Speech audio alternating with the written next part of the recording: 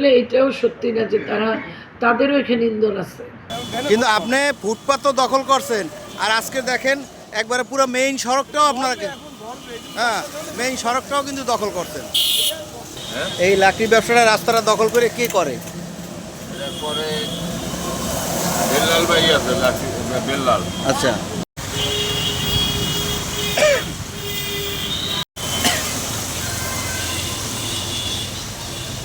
আসলে জনভোগান্তি কোনো জিনিসই আমরা সাপোর্ট করি না।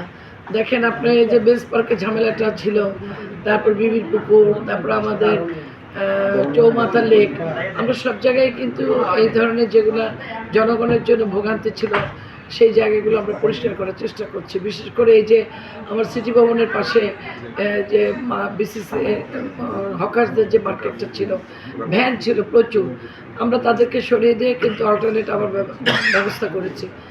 এই জায়গাগুলোকে এলাকা ভিত্তিক একটু সচেতন হওয়া উচিত। যেই ব্যবসায়ীরা এই ব্যবসাগুলো করে, যে এলাকায় করে, সে এলাকার লোকজনের যদি সহযোগিতা না থাকে, তাদের যদি ইচ্ছা না থাকে, তারা এইভাবে রাস্তার উপর ব্যবসা করতে পারে না। জি আপা, তারা দীর্ঘদিন এই রাস্তাটি দখল করে কিন্তু এই কাঠের ব্যবসা করে যাচ্ছে। আসলে সাধারণ মানুষ কিন্তু মুখও খুলতে পারতেছে না, তাদের হয়তো বা ভয়তে এমনটা আশঙ্কা করছে। আসলে এটাও সত্যি না যে তাদেরও এখানে ইন্ধন আছে। তারা যে সবাই ভয় পায়, আমরা যখন কোনো দোকান, এই যে এরা কিন্তু অনেক শক্তিশালীও, একদম যে তা না, এরা ঐক্যবদ্ধ থাকে। মার্কেট উঠলে কেমন মারামারি, অনেক ঝামেলা হয় না বিভিন্ন হকার্স মার্কেটগুলো যখন দেখি আমরা।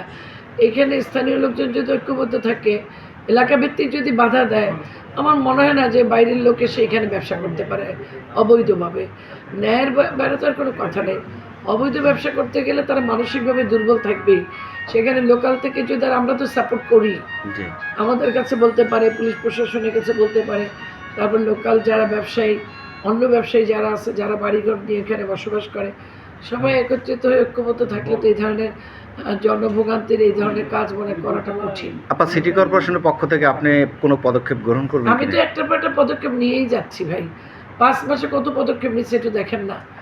এবং আমি পদক্ষেপ নেওয়ার পর এটার বিরুদ্ধে কোনো অবস্থান নিয়েছে এরকম কিন্তু হয় না। যেখানে যে পদক্ষেপ নিয়েছে তার অল্টারনেট তাদেরকে ব্যবস্থাও করে দিয়েছে, তাই না?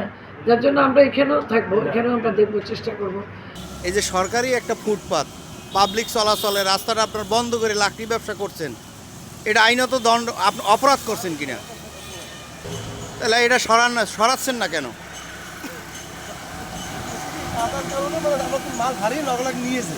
আপনারা বহু বছর যাবত এইভাবেই দখল করিয়ে ব্যবসা করতেছেন, কিন্তু আপনি ফুটপাত তো দখল করছেন, আর আজকে দেখেন একবারে পুরো মেইন সড়কটাও আপনাকে, হ্যাঁ মেইন সড়কটাও কিন্তু দখল করছেন।